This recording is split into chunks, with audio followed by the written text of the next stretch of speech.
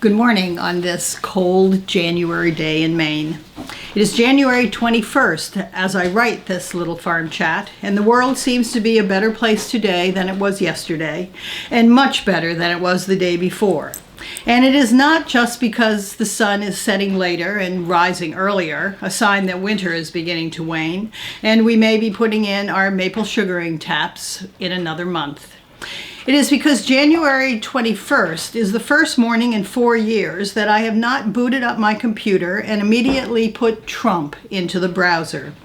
You see, that was my morning routine in order to be on top of the latest of Mr. Trump's antics, both the dangerous and the ridiculous, down there in Washington, D.C. In the wake of his flurry of over 140 last-minute pardons and prison sentence commutations, handed out to swindlers, fraudsters, and public corruptors, among others, all of whom are now indebted to Mr. Trump in a godfather sort of way, in the wake of all that, he became a past president. He has retreated for the time being to his Mar-a-Lago bubble with no Twitter account. At least for the moment, he is not at the forefront of the news. That was the first blessing of January 20th, Inauguration Day. The second blessing, of course, was that we have a new president. He is older even than his predecessor, certainly more politically experienced and constitutionally literate, and we all hope far wiser. That is why I will not, most likely, be putting Biden into my browser first thing each morning. I am far more trusting of his ability to do the job for which he was elected. However, for me, this second blessing goes deeper than a well-deserved sigh of relief that our nation will now be on a more predictable path. Maybe it's because I'm a pastor, but I sensed that there was more going on in this transition of power. It had to do with the lanterns lining the reflecting pool on the Washington Mall the night before. Each light memorialized one of the 400,000 COVID deaths that American families have endured. In the stillness there, even the most jaded and cynical among us might have sensed a higher power, a spirit, enveloping the event that the soon-to-be President Biden initiated. It had to do with the sight of the worn 19th century family Bible that he chose for his swearing in. It was the moment of silent prayer, again for COVID victims, in the midst of his inaugural address. It was some of the soldiers in their battle fatigues standing with bowed heads, even as they stood on guard, and one crossing himself as the silent moment ended. It was the nagging feeling that maybe, just maybe, we aren't in this alone and unequipped, that God has given us the tools for healing, compassion, a sense of justice, courage, hope.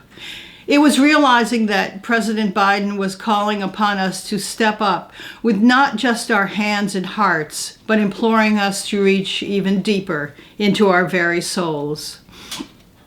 For those right-wing evangelical Christians who actually believe that Donald Trump embodies the second coming of Christ, President Biden is most certainly a gigantic disappointment. However, as a retired mainstream pastor, I like his acknowledgement of the spiritual, and I believe that such an attitude can only strengthen us in the dark days ahead. I like his naming the dilemma we face as a nation, the dilemma that he coupled with our God-given ability to get beyond. Amanda Gorman said it beautifully in the poem she read at the inauguration. Even as we grieved, we grew. Even as we hurt, we hoped. Even as we tired, we tried. President Biden is only the second Roman Catholic we have elected to the presidency. I don't know if he will attend Mass every Sunday, but that's okay. I don't go to church every Sunday either. For me, the tone he set at his inauguration is enough.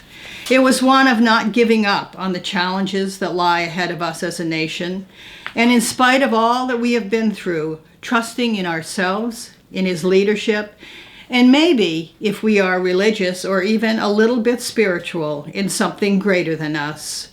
It was one of not dwelling on the past, but rather embracing all the possibilities of the future. It was a tone of seeing beyond the long, dark winter that inevitably lies ahead of us, to the light that will brighten our days if we all work together with God's help to make it happen.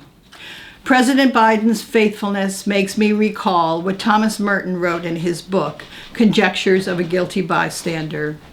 You do not need to know precisely what is happening or exactly where it is all going. What you need is to recognize the possibilities and challenges offered by the present moment and to embrace them with courage, faith, and hope. May God give President Biden and us what we need to make it so.